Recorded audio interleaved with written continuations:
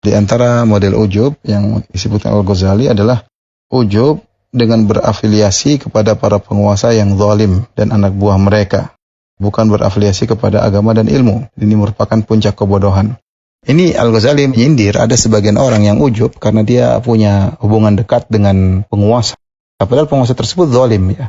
Mungkin dia adalah keturunan penguasa atau dia adalah pejabat di penguasa tersebut atau punya hubungan yang dekat dengan pejabat-pejabat tersebut. Padahal pejabat-pejabat tersebut zalim. Ini tentu adalah puncak kebodohan kata Al-Ghazali ya. Kalau kita saja ada penguasa yang adil, kemudian kita dekat dengan penguasa tersebut, pun tidak boleh menjadikan kita ujub. Tidak boleh. Apalagi penguasa tersebut misalnya zalim, akhirnya kita bangga dekat dengan penguasa tersebut. Kita kalau diberi kesempatan oleh Allah untuk bisa dekat dengan penguasa, tugas kita menasihati. Bukan kita bangga karena dekat, bangga dengan kekuasaan.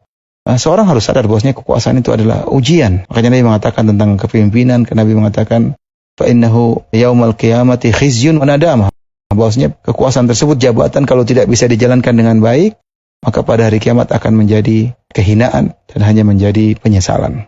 Saya gambarkan aja, sekarang seorang menjadi penguasa. Kemudian dia narik pajak dari masyarakat. Dia digaji dengan uang masyarakat. Dia harus amanah. Tidak boleh dia menghambur-hamburkan uang tersebut sembarangan. Karena sebenarnya dia pekerja masyarakat. Bagaimana kita bayangkan menjadi pejabat, kemudian dia bangga ujub sebagai pejabat, merasa hebat ya, dan yang lainnya. Kemudian dia berfoya-foya, kemudian tinggal dihisab pada hari kiamat kelak. Maka itu semua akan menjadi hinaan baginya dan penyesalan baginya. Oleh karena sebenarnya seorang jika dekat dengan pejabat atau menjadi pejabat, sebenarnya dia lebih, kita katakan lebih condong pada tugas yang berat daripada suatu yang mau dibanggakan. Berat sekali jadi pejabat karena dia bekerja untuk negara dan dia digaji oleh masyarakat. Bayangkan jika ternyata dia tidak menjalankan tugas dengan baik, maka terlalu banyak ancaman dalam hadis-hadis Nabi yang mengingatkan orang-orang yang seperti ini. Benar kalau dia bisa menjalankan tugasnya sebagai pejabat dengan baik, maka dia akan mendapatkan pahala yang banyak. Dia memberi kebahagiaan kepada banyak orang. Dia mengambil gaji seperlunya. Tetapi jika sebaliknya, ternyata dia mengambil gaji sebanyak-banyaknya. Sementara yang bayar pajak dengan berat melepaskan harta mereka untuk diberikan kepada penguasa. Kemudian mereka berfoya-foya menggunakan harta tersebut. Kemudian selesai dari jabatan, hanya menjabat 5 tahun, taruhlah 10 tahun, hanya dapat kenikmatan dunia sebentar. Setelah itu tinggal pertanggungjawaban yang sangat panjang.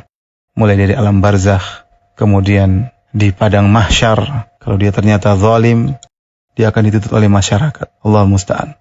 Maka seorang ketika memiliki jabatan bukan untuk dia ujubkan, tapi dia sadar bahwa itu amanah dari Allah yang dia akan diminta pertanggungjawaban oleh Allah untuk menunaikan amanah tersebut dan bisa dipertanggungjawaban di hadapan masyarakat, terutama di hadapan Allah Subhanahu wa taala.